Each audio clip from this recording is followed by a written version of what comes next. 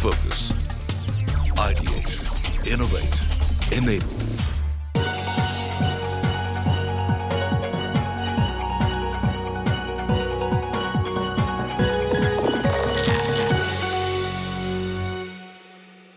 India and the mystery of unlocked mineral reserves. Sounds like something that Sherlock Holmes might be interested in. While Mr. Holmes is an expert in exploring his mind palace, India's resource-rich landscape has been largely left unexplored, forcing the country to import everything from asbestos to copper to gold and aluminium. So what's holding India back? For decades, exploration efforts have been hit by chaotic regulatory and policy landscape, meager investments and limited participation in the private sector. The result, India's contribution to the global exploration spend is just 0.4%.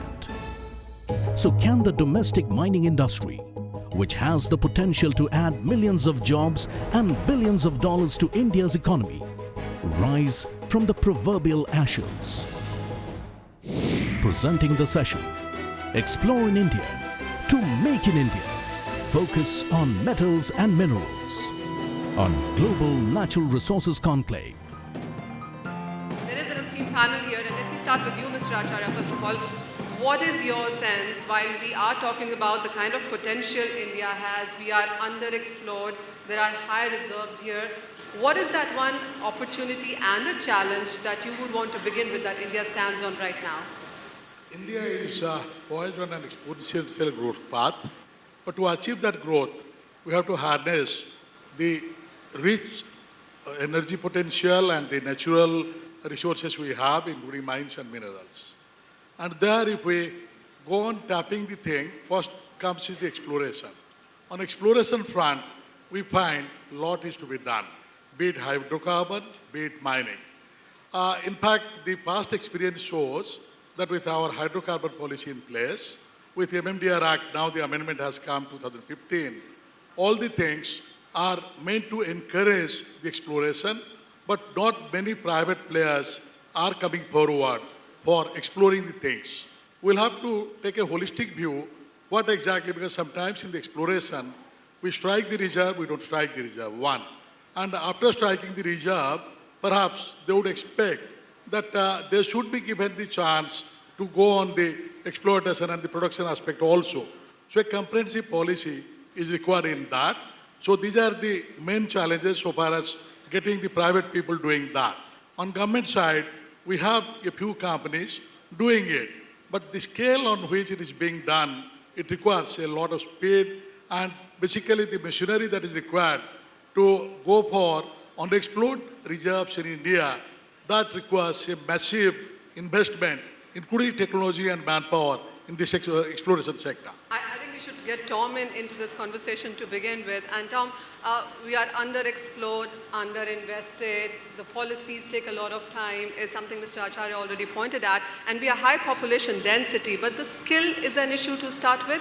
And two, of course, as he mentioned, there are so many issues, but the government seems to have made some headway in the last couple of years. What do you think needs to be done right now? I know the skills are here, the geologists are here, the motivation's here, so that can happen. But before I move forward, I just want to actually pop a myth bubble, if I can. And that is that we heard in the introduction that India is well endowed. For the past day and a half, we heard India is well endowed. But that then suggests that it's easy to find. And the actual fact is that the mineral potential is there, but it's still difficult to find. And the history of Australia, which we heard about, Canada we heard about, the US and the rest of the world, is that even after government surveys have been made over these areas, sometimes it takes 50 or even 100 years to find a mineral deposit, particularly the deep mineral deposits. So it takes technology, it takes time, it takes innovation. After the original surveys are done, it is truly a needle in the haystack. So it's important for us to recognize that the mineral potential is there, but there's a lot of work to turn it into something. And I think that that's something we would like to see, as we see the continued progress with government policy, a greater recognition of the fact that it is a needle in the haystack, and you actually have to incentivize people to search for that needle. When we talk about incentivizing, I think Mr. Pai was making that point earlier when I was talking to him. The industry is facing a bit of a lot of issues. I mean, as we have been discussing since the last evening there, what is that one point that you think the government needs to address right now for industry's well-being? I think that the issue that we have is that you have a lot of mineral resources in some of the most central and backward states of India. So I think that if you have to have a make in India and India has to grow at 8-9%, it is very clear, and that the government is focusing on, it's the mineral resources, the mining in the states of Jharkhand, Chhattisgarh, UP, Madhya Pradesh that have to come up, that will provide the employment and the jobs. So I think that the barriers that are there is the government policy is certainly moving and taking positive steps to getting them clear. But there are some issues like land. Getting land for mines or any new project still is a big concern.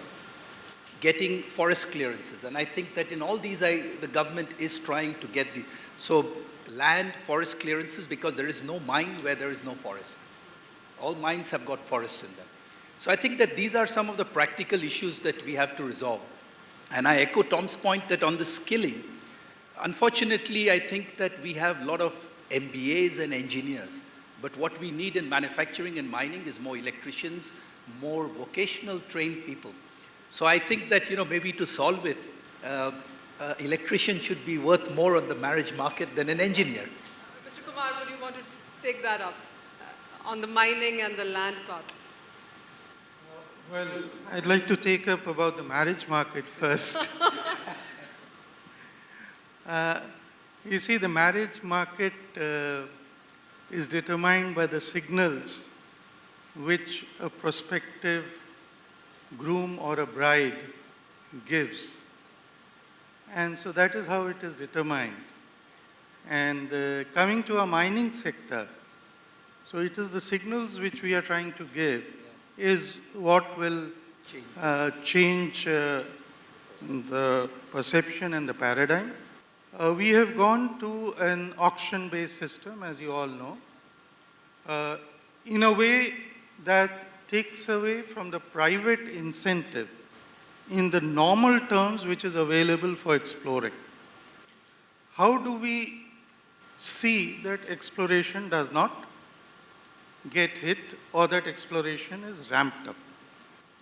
Now, there are two things. One is because the downstream has been made so transparent, the doubt in the minds of the people that if you do something, whether it will get converted or not, no longer exists. So if you take what is called a composite license through bidding, which is PL cum ML, you can do that bit of exploration at very little upfront cost, and the transferability is 100% or near 100% as whatever can be 100% guaranteed. So that is when you come to the bid out situation, where you have a certain amount of knowledge.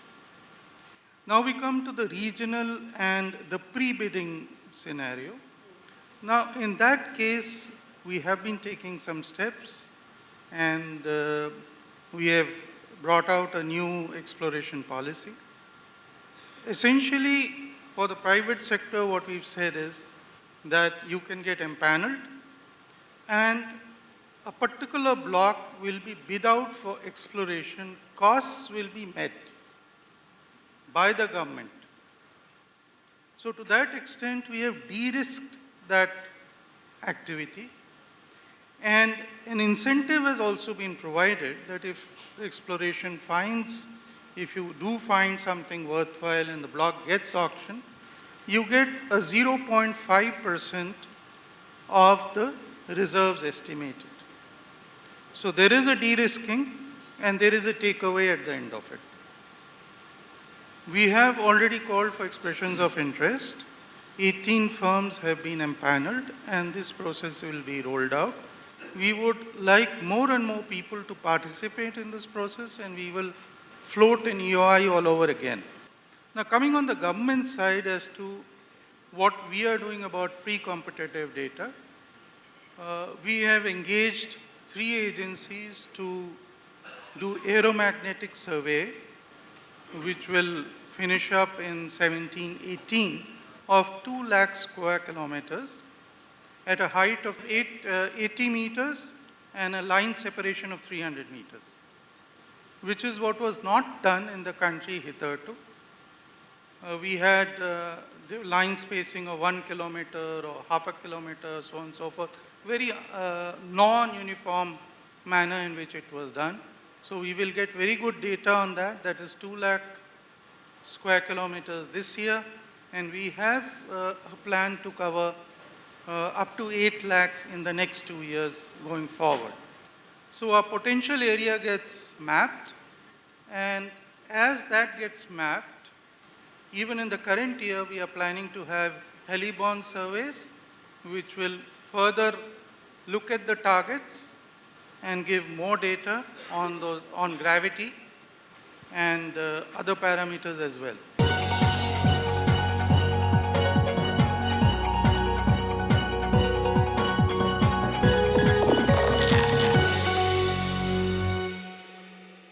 Land is a major part. We keep discussing that.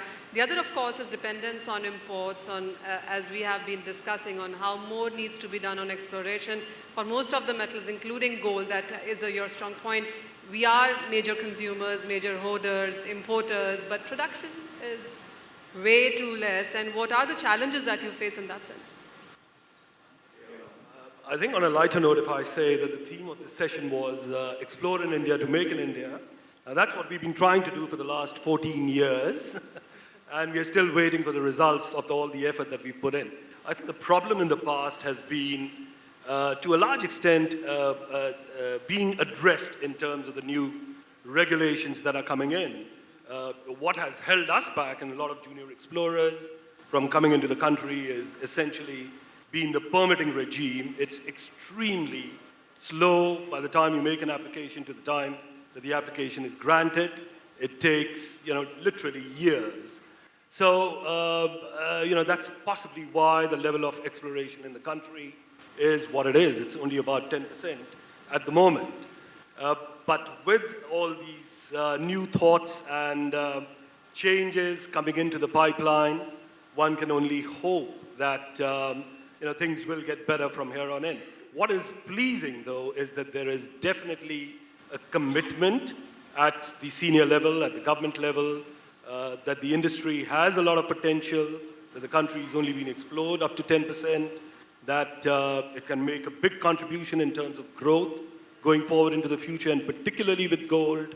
We are big importers, and there's no reason why bigger discoveries cannot be made in India, because the geological potential, when you look at it, is very, very similar to countries where major gold discoveries have been made. Australia and India were part of the same landmass. Brazil was part of that as well. All right.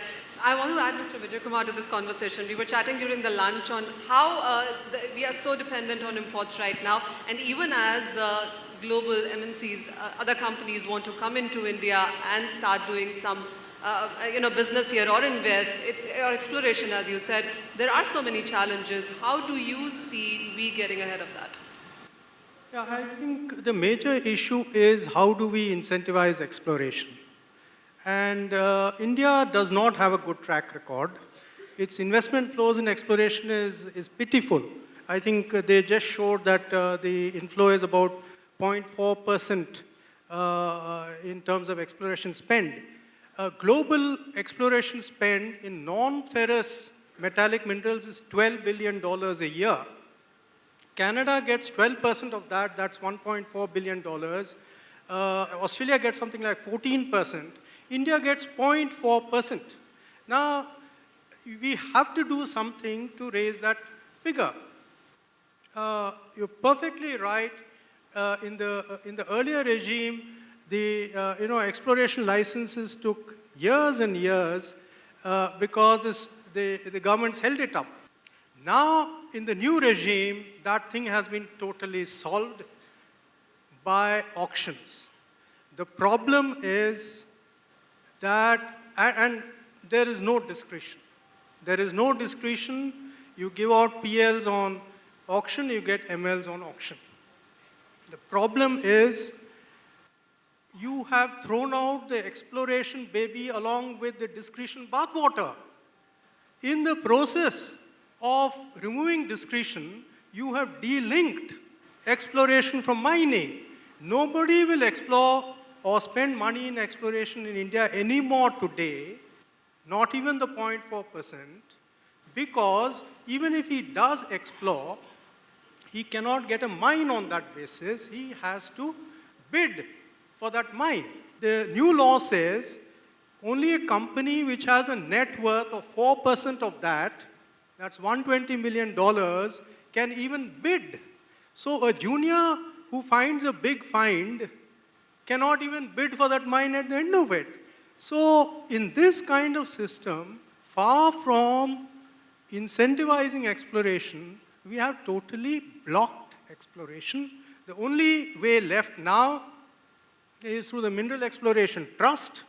That trust has 400 crores a year, 600 crores a year. That's $100 million a year.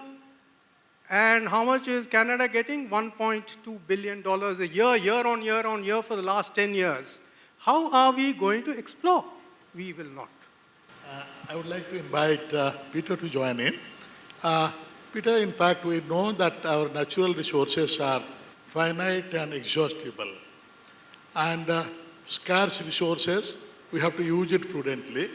Coming to the metals like aluminum, zinc, and iron, there we find a lot of scope for recycling and reuse.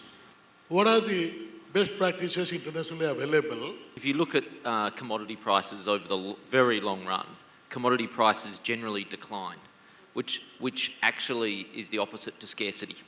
And the reason why commodity prices decline over time is because we innovate and we get better at using lower grade commodities. So that's why it's very important for countries to monetize as soon as possible their natural wealth that is sitting embedded in the ground, because it's basically, think of it as a large bank account that's not earning any interest and is actually deflating in value when it's sitting there in the ground. If you monetize it, the wealth is created and you can put it in a sovereign wealth fund, or you can spend it on taxes or whatever it is that's appropriate. You know, we are underexplored is something that we all realize. Is it like, is it about investment? As you said, Mr. Vijaykumar earlier, that we lack investments, we lack foreign companies coming into India. And as Mr. Acharya pointed out, it also is about the balance. Environment issues in our country are very, very strict. Mr. Pai, do you want to come on this? So I guess this topic of how do you get ahead with this? How do you do mining and at the same time keep the environmental and sustainability part of it under control is actually in many ways the biggest problem in India today. And I guess that if you look back at your same Australia and Canada, I guess they had the advantage that they did most of this type of mining 20, 30 years ago, where probably many of the NGOs that exist now didn't exist. But for India, the reality is that as we are starting to develop and look at our mines, there is a huge focus on the environment. So I think that having a practical balance between environment and mining is the necessity. I think that as a nation, we all have to agree that we need to mine. We need the iron ore, we need the aluminium, we need the copper, and we need the jobs and manufacturing that will come with it. And it's in the heartland states of India. Now, and can that be done by being environmentally sustainable? Today, with the technology, it can. It just needs the companies to be socially responsible about it, and it can be done. Will there be an environment impact? Yes. It cannot be done with zero impact. But it's a balance. It's like any P&L in a business. You just have to take the costs and the top line. What is the plan from the government to give a boost to the industry that it so badly requires right now? Well, I think, the taste of the pudding is in the eating. And if we look at 2014, when this act came in, there was a lot of regulatory cholesterol, and there were a lot of cases pending in the states and so on and so forth. We did 129 million tons in 2014-15 of iron ore. 15-16, we have done 156 million tons. And 16-17, we hope to touch 200 million tons. So I think we are on the right track. And if this trajectory follows, I think we will start beating Australia in exports. But that's another story. Hope it happens. Gentlemen, thank you so much. It has been amazing talking. Of course, there are lots of concerns, as Mr. Vijaykumar and Tom have been pointing, but we depend on you, Mr. Kumar, as of now, on your kind and fine words, and we hope to see all of them turn true on ground, not just on paper. Thank you so much.